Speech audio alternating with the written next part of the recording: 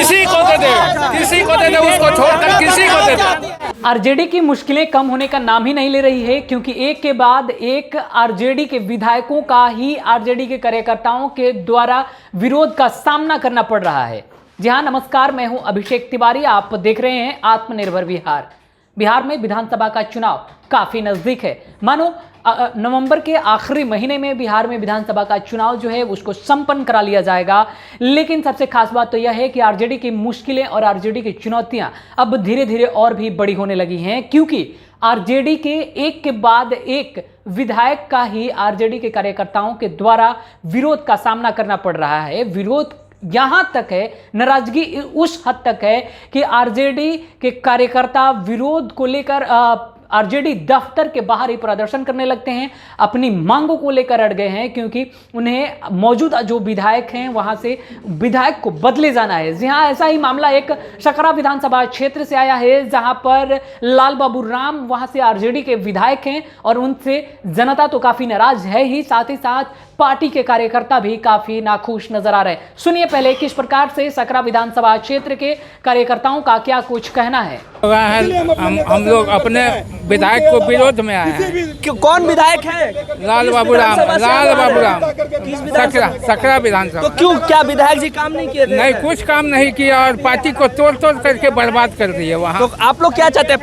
परिवर्तन चाहते हैं। तो आपके नजर में कौन दूसरा उम्मीदवार होना चाहिए? कोई उम्मीदवार को टिकट देंगे तो हम लोग वोट देंगे उनको, और लाल बाबू राम को। लाल बाबू राम नहीं चाहिए? उम्मीदवार हूँ मैं, क्यों चाहूँगा, लेकिन आपके कार्यकर्ता हैं जो पहुंचे थे। हमारी 2020 बिहार विधानसभा चुनाव की तैयारी है और अपनी उम्मीदवारी, चूँकि पॉलिटिकल फैमिली बैकग्राउंड से आता हूँ, हमारी भी मंशा है कि मैं भी उस सदन का सदस्य बनूं और अपने क्षेत्र के मान सम्मान और पार्टी के कार्यकर्ताओं के मान सम्मान और जनता के लिए कुछ काम करूं। अच्छा, कार्यकर्ताओं में इतनी नाराजगी की वजह क्या है? करंट सिटिंग विधायक के लिए क्या लगता है आपको? दरअसल क्षेत्र के हैं। जी, मैं भी सकरा सुरक्षित विधानसभा से आता हूं और मुख्यालय से हूं। दरअसल ऐसा है कि जिस उम्मीद और आशा से पार्टी के जो रीढ़ होते हैं मुख्य रूप से कार्यकर्ता, उनके मान सम्मान पर बड़ा आघात पहुंचाने का उन्होंने प्रयास किया है।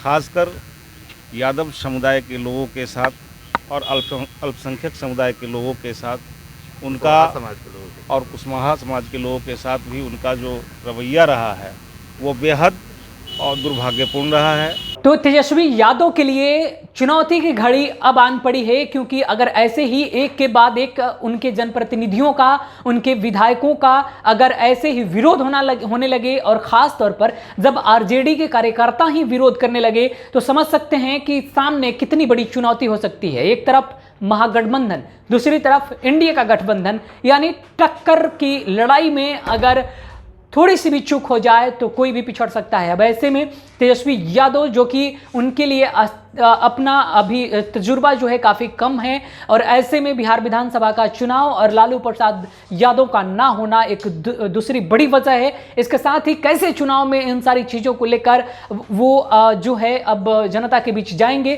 कैसे अपने जनप्रतिनिधियों को बदलेंगे, बदल देने के बाद चुनाव की तैयारियों के लिए बेहद ही कम समय बचेगा। अब ऐसे में तेजस्वी प्रसाद यादव के सामने सबसे बड़ी चुनौती यह होगी कि जिस जनप्रतिनिधि का विरोध खुद आरजेडी के कार्यकर्ता ही कर रहे हैं, उस क्षेत्र की जनता को कैसे अपने पाले में लाएंगे, कैसे अपनी बात जनता तक रख पाने में सक्षम होगी, यह देखना बड़ा दिलचस्प होगा। फिलहाल इस खबर में इतना ही। आगे की खबरों के लिए बने रहें आत्मनिर्भर बिहार पर, और कोई जानकारी हम तक आएगी हम जरूर लेकर आप तक पहुंचेंगे। नमस्कार।